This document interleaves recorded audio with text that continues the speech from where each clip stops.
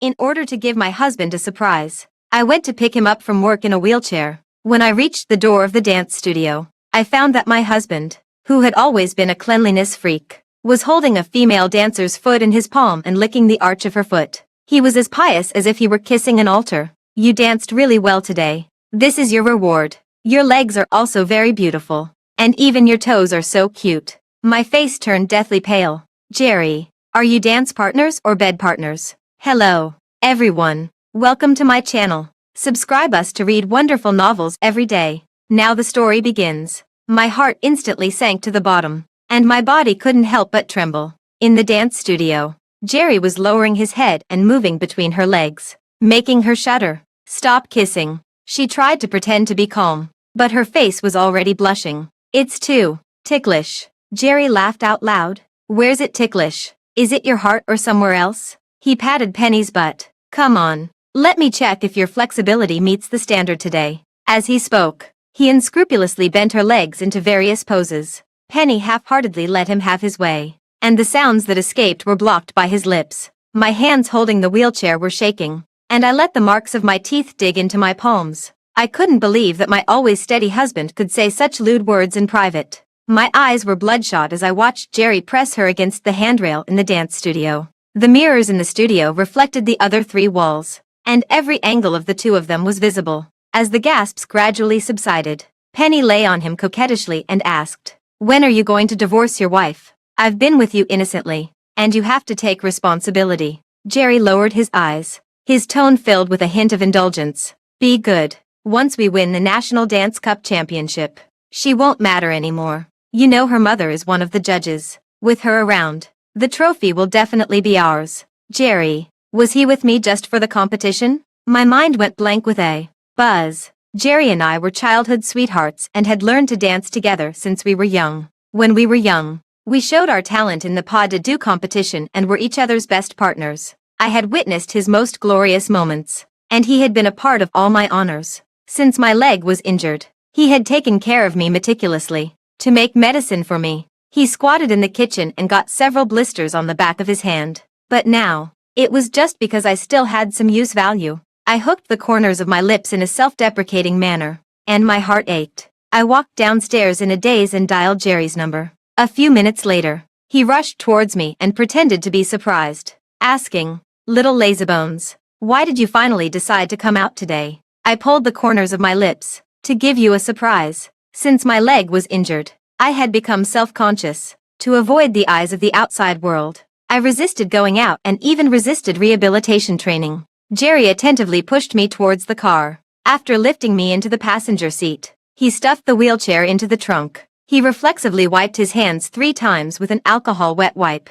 I met his eyes and couldn't help asking, "Is it that dirty?" Jerry was taken aback for a moment, then smiled and said, "There are a lot of bacteria on the handles of the wheelchair. It's better to be careful. I can't get rid of my cleanliness habit after all these years." My heart seemed to be tightly clenched by an invisible hand, and the pain made it almost impossible for me to breathe. Since he couldn't get rid of his cleanliness habit, why could he even kiss Penny's foot? Afraid that I would catch a cold, Jerry took off his coat and covered my legs with it, and then adjusted the air conditioner to a suitable temperature. I gripped the clothes tightly, and my fingertips trembled slightly. "There's no need to do this. I'm not a porcelain doll." Jerry started the car and said indulgently, "I know. I just want you to be more comfortable." I glanced at him sideways, and there was a trace of a happy smile on his lips. Anyone who saw him would praise him as a good husband, but reality would unexpectedly stab at you fiercely. I picked up my phone and sent a text message to my mother. "Mom, I'm willing to go abroad for treatment." She almost replied instantly, "That's great. The latest medical achievements abroad can be of great help to your leg injury. Mom believes that you will definitely be able to stand up again and dance on the stage." When I saw this, my eyes suddenly filled with tears. The treatment will start next week. However, the whole treatment process will be kept confidential, and it will also take a long time. "Remember to tell Kelly not to worry about you." I didn't want her to worry about me. I replied, "Don't worry, I'll handle it well." Seeing that I was looking at my phone all the time, Jerry tilted his head and asked, "What are you looking at?" 1 second before he looked over, I turned off the phone screen. "Nothing. Just a joke." When we got home, while Jerry was taking a shower, I opened his phone. He didn't guard against me, and the password was my birthday. I searched through it and found nothing unusual. Then I suddenly thought of the dual system function of the phone. After some operations, I opened the Instagram in the other system. The explicit chat records between him and Penny and the dense updates in the moments all turned into blades invisibly, stabbing fiercely into my chest. Your legs are even softer and more fragrant today. You deliberately rubbed against me in this outfit, making me aroused for a long time. Are you deliberately seducing me? The pain came crashing down, almost drowning me. I quickly scrolled to the earliest date. It was actually the second day after my leg was injured. I was stunned for a long time, and my body couldn't stop shaking. The childhood sweetheart I had loved for 15 years found someone to replace me on the second day after my injury. I turned off the phone and slumped on the sofa. The feeling of suffocation made my face turn pale instantly, and my vision also darkened. When Jerry came out after taking a shower and saw that I didn't look right, he quickly supported me. Rachel, what's wrong with you? Is it low blood sugar? Suddenly, he spread his palm like a magician, and 2 swan-shaped chocolates were placed in his palm. Look. These are your favorite chocolates. I had been competitive since I was a child and often forgot to eat because of practicing dance. Over time, I developed the problem of low blood sugar, so Jerry always carried all kinds of candies with him, and he had been doing this for 10 years. But all these years of being together had been an illusion. Jerry quickly unwrapped the candy wrapper and stuffed the chocolate into my mouth. The sweet taste spread from the tip of my tongue,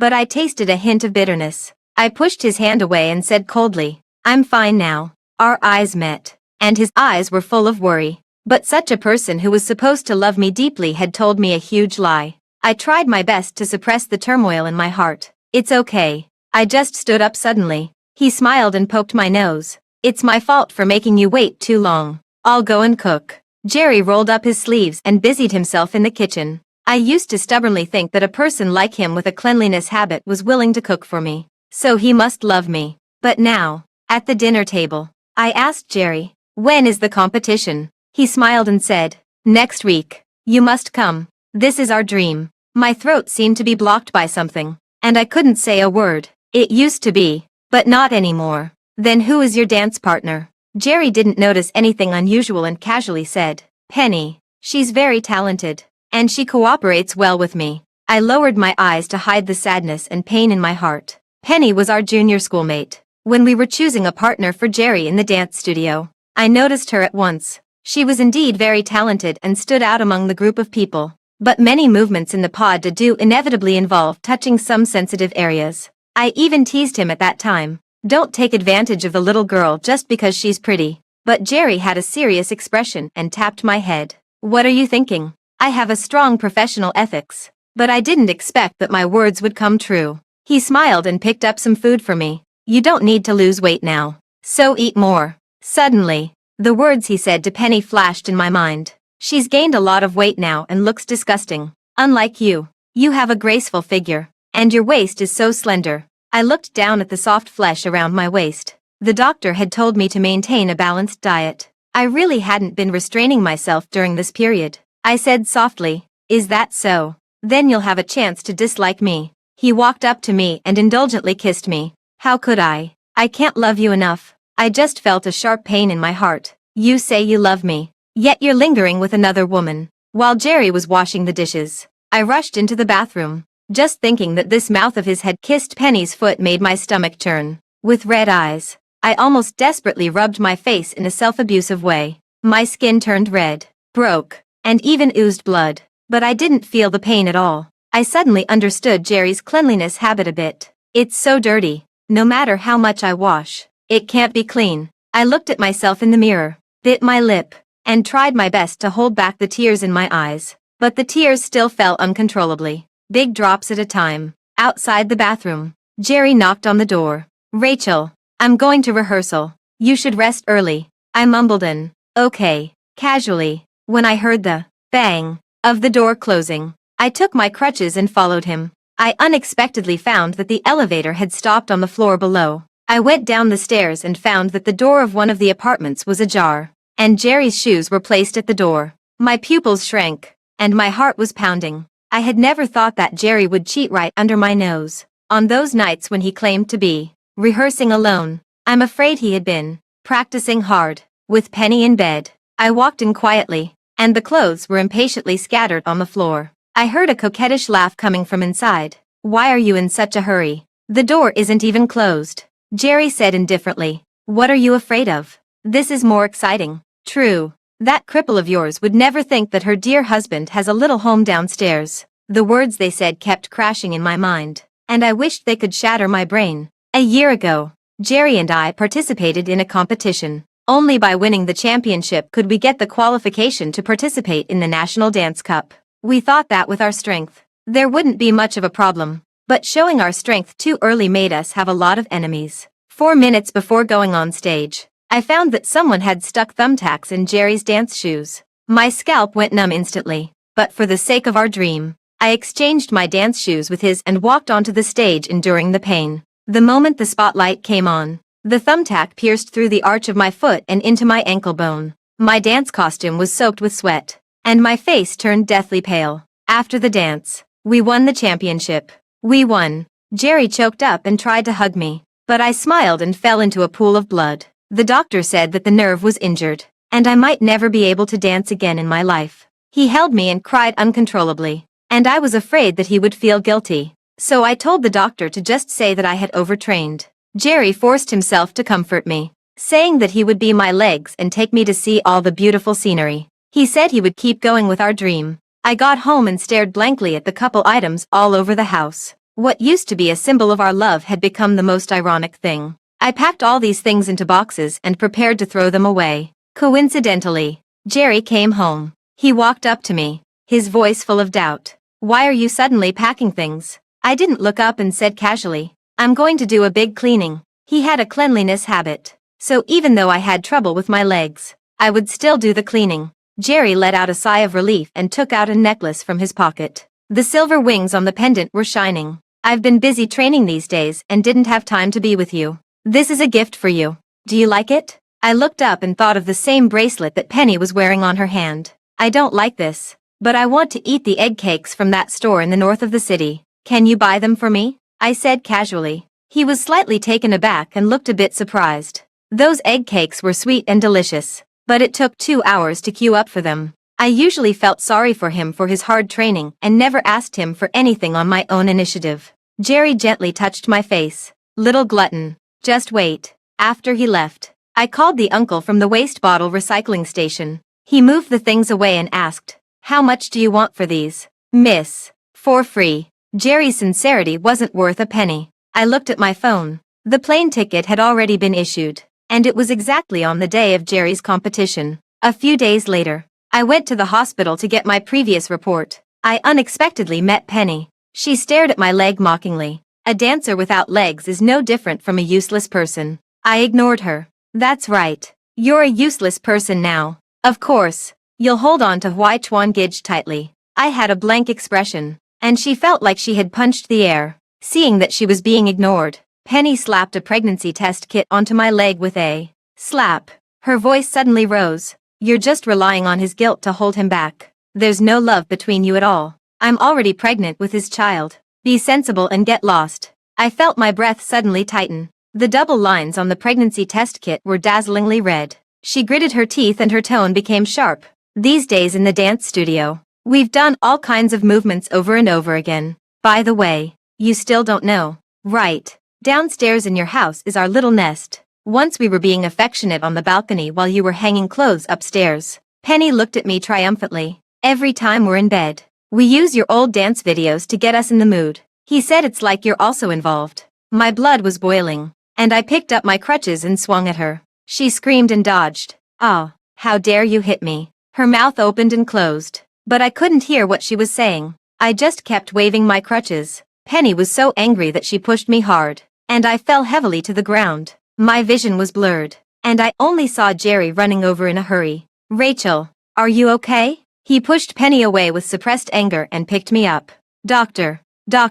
When I opened my eyes again, Jerry asked in a trembling voice, "How are you? Does it still hurt? Is there anywhere else that feels uncomfortable?" I pulled the corners of my lips. It couldn't compare to the pain in my heart. "Why are you here?" Jerry's eyes were flustered, and his fingers were tightly curled together. "The competition is coming up soon. Penny said she wasn't feeling well, and I was worried that it would affect the result of the competition. So I brought her here. Don't think too much about it. Just for the competition, I said softly. Jerry nodded heavily. Of course. That's our common goal. I didn't say anything more. Jerry's phone kept vibrating frequently, and he gave me a guilty look. Penny isn't feeling well, so I'm going to check on her. I nodded. He quickly stood up and walked away briskly. After a while, a nurse came to change my dressing. I moved my lips and said hoarsely, "How is that girl who came with me? How badly is she injured?"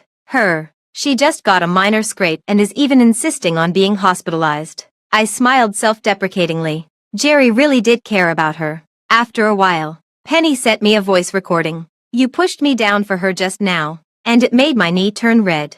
Jerry was silent for a moment. "If she gets hurt, her mother will definitely blame me. Then we'll lose the trophy." "Really? Of course it's true." Penny gave a soft laugh. "Then you have to promise me that you'll divorce her right after the competition." He didn't hesitate at all. "Okay, I'll give you a surprise then," Penny said. I closed my eyes and took a deep breath. I immediately went through the discharge procedures, went home, and grabbed my luggage. I placed the prepared divorce agreement on the table. "Jerry, don't bother. I'll leave on my own." In the hospital, after soothing Penny, Jerry felt an inexplicable sense of unease in his heart. He turned to leave, but before he could take a few steps, Penny stopped him. "I won't let you go." Penny grabbed his hand and wouldn't let go. "If you leave, I'll feel insecure. What if we make a mistake in the competition?" Jerry was a bit torn. For some reason, an inexplicable sense of panic welled up in his heart. Just as he was about to push her away, Penny said,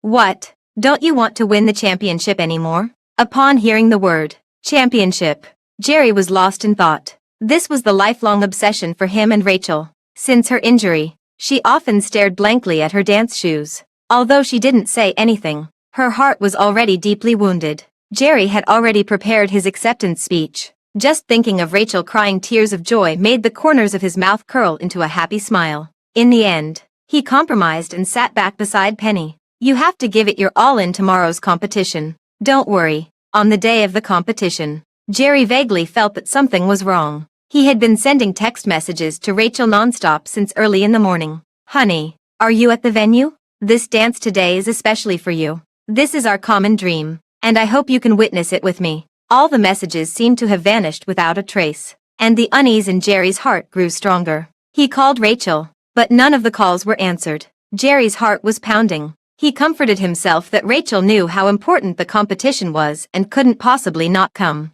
He shuttled back and forth between the backstage and the audience seats, hoping to see a familiar figure in the crowd. Penny clenched her fists unwillingly and stared at him with resentment. She was young and beautiful, while Rachel was just a cripple. There was nothing for Jerry to miss about her. She was clearly the one who would accompany Jerry to the peak. Penny stepped forward and blocked Jerry. "All right, don't waste your energy. We're about to go on stage soon." Jerry nodded on the surface, but his eyes still kept looking around. Suddenly, he heard some of the other contestants discussing. A new judge was suddenly replaced this year. "I wonder what kind of performances he likes." Jerry suddenly turned his head to look at the judges' panel. Instead of Rachel's mother, there was another judge sitting in her seat. His heart skipped a beat. Ignoring Penny's shouts, he rushed to the management office. "Why didn't Ms. Miles come? Tell me," he asked anxiously. The person in charge thought for a while and stammered. "I heard she went to accompany her daughter for treatment,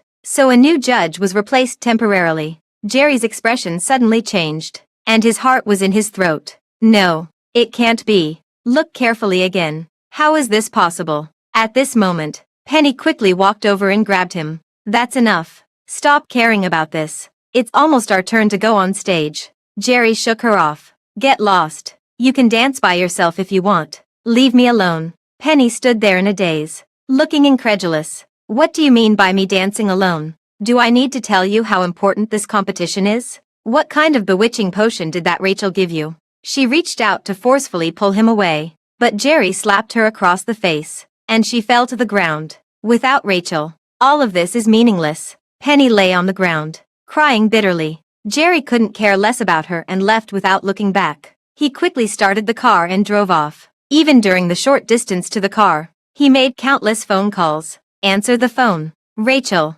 please, pick up the phone." He kept muttering Rachel's name, and his hands holding the steering wheel were shaking nervously. He drove like the wind all the way, pressing the gas pedal to the floor. Suddenly, there was a harsh screech of brakes. He saw a truck crashing towards him head-on. Jerry's pupils constricted, and he forcefully turned the steering wheel. Bang! There was a loud crash, and the car hit the guardrail beside the road.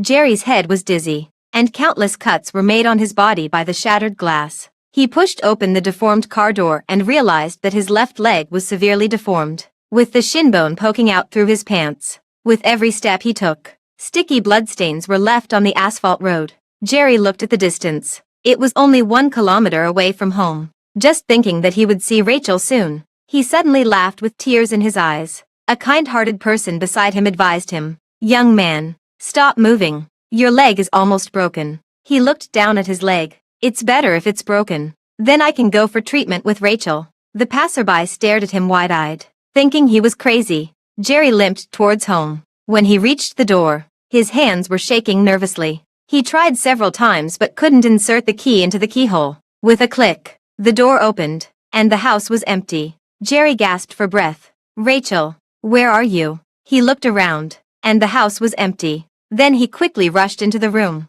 and more than half of the cloakroom had been emptied. A sense of foreboding welled up in his heart. He tried his best to suppress the panic in his heart. He comforted himself that Rachel wouldn't leave him alone. Glancing at the note on the table, Jerry's eyes lit up, and he instantly let out a sigh of relief. Maybe it was a last-minute decision, and she didn't have time to tell him. But when he picked up the note, the densely written divorce agreement stung his eyes. He tore it into pieces in a fit of despair. "It's impossible. She loves me so much. How could she divorce me?" Jerry's eyes were bloodshot, and he slumped to the ground. He muttered to himself madly, "This must be fake. Someone must have come up with this to deceive me." His face was deathly pale, and his eyes were filled with endless pain. Jerry suddenly remembered the promise he made to Rachel yesterday to go back to the hospital room to see her immediately. "I must have broken my promise. And you're angry. So you're lying to me and punishing me. Right. You tricked me so that I would be as sad as you. My Rachel is so smart."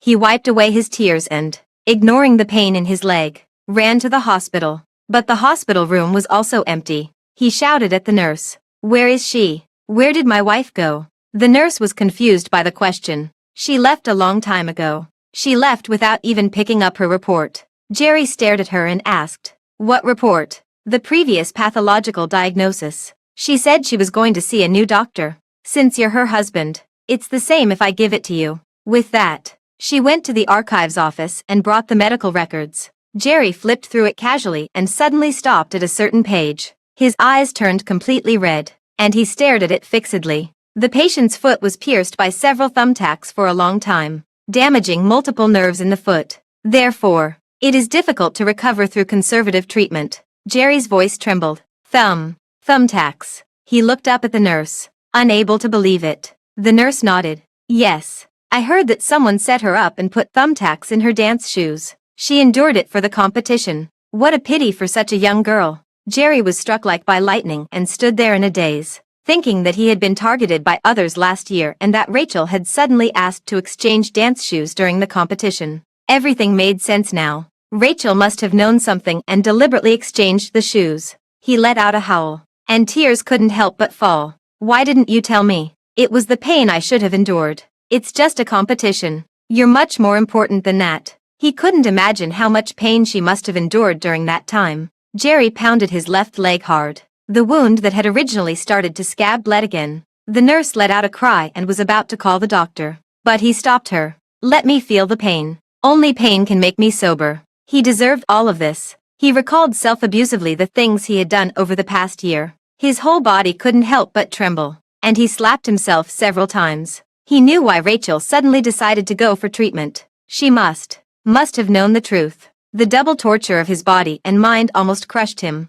Jerry couldn't imagine what kind of mood Rachel had endured all this time. The collapse in his heart came crashing down like a tsunami. A voice came from behind. Ignoring the pain, Jerry jumped up. Was it Rachel? His heart almost jumped out of his throat. When he turned around, he saw Penny's face instead. "Why did you leave me alone?" she said pitifully. "Do you know what you're doing? That's your lifelong dream. And what's the result? You just gave it up like this." Jerry's eyes instantly dimmed. It doesn't matter. None of this matters anymore. He roared hoarsely. Without Rachel, all of this is meaningless. Did she leave? Upon hearing this news, Penny secretly rejoiced. She didn't expect Rachel to be so sensible. Without her, you still have me. I'll always be with you. Forever. Penny smiled and comforted him. Jerry glanced at her and firmly grabbed her with both hands. How do you know she left? What did you say to her? Penny felt a bit guilty. I didn't say anything. Isn't it good that she left? We'll be happy too. She smiled and took his hand, placing it on her belly. She said softly, and we have our child. Jerry's eyes widened, and his eyes were filled with disbelief. Child. He grabbed her collar tightly, and the veins in his arms bulged due to the excessive force. When did we have a child? I clearly took precautions every time. How could you possibly be pregnant? Penny's eyes dodged. It might be an accident. What's wrong? This is the crystallization of our love. Aren't you happy? Jerry's eyes were terrifyingly cold, and he suddenly raised his hand and slapped her. You have no right to bear my child. Only Rachel can bear my child. Penny's head was turned to the side by the slap, and her cheek quickly swelled up. She covered her face. Didn't you say that she couldn't satisfy you and didn't even have the right to stand by your side? Jerry stared at her impatiently. Is that so? It was just to make you go all out in the competition. I will always love Rachel. Who do you think you are? Penny was stunned, as if in a dream. I don't believe it. She's just a useless person. You. Cough cough. Jerry was so angry that his eyes were about to pop out. He grabbed her neck, his eyes bloodshot. Bitch. You have no right to talk about her. You're not even worth one of her fingers. If it weren't for her injury, you wouldn't even be qualified to be a substitute. Penny clung tightly to his hand and cowered back in fear. She said with a sob, Jerry, forget about her. Let's live a good life with the child. Okay. Jerry gently stroked her belly and smiled creepily. I told you. You have no right to be pregnant with my child. He suddenly picked up the scissors beside him and inserted the tip into Penny's abdomen. The moment the scissors pierced the skin and flesh, accompanied by a scream, blood flowed all over the ground. Jerry walked home like a zombie, feeling inexplicably afraid. There was no longer any trace of Rachel in the house. It's all my fault. Please don't leave me behind. I won't mess around with other women anymore. Please come back. Jerry let out sobs, and tears streamed down his face. He unwillingly called the property management to see if he could get back the things she had discarded. The property management soon had news. Mr. Nicholas, we checked the surveillance. It was Jack from the neighborhood who took them away. When Jerry found him, Jack readily returned the things. The girl threw away some really good stuff and didn't even charge me for it. But I kept some of it, and the rest have already been thrown into the recycling station. Jerry nodded happily and limped to the nearby garbage dump. More than a dozen garbage heaps stank horribly. In the past, Jerry would have thought it was too dirty even to take a look. But now he was kneeling on the edge of the garbage heap, using his hands to open the foul-smelling woven bags. He completely forgot about his cleanliness habit. His hands were soaked in the garbage and sewage, and filth covered his whole body. He even carefully checked the rancid takeout bags. His injured left leg felt numb as it was immersed in the garbage. Jerry's sharp eyes caught sight of a music box in the shape of a ballet shoe. He lunged forward and hugged it in his arms. This was the birthday gift he gave Rachel when she was 18. He rubbed the music box clean with his face and sat on the garbage heap, smiling like a child. At the same time, the plane landed, and my mother and I had already arrived abroad. She pushed me out of the airport and couldn't stop crying. How could this happen? What does he take you for? A tool. This guy is blind. He doesn't deserve my daughter. I smiled and wiped the tears from the corners of her eyes. I'm fine.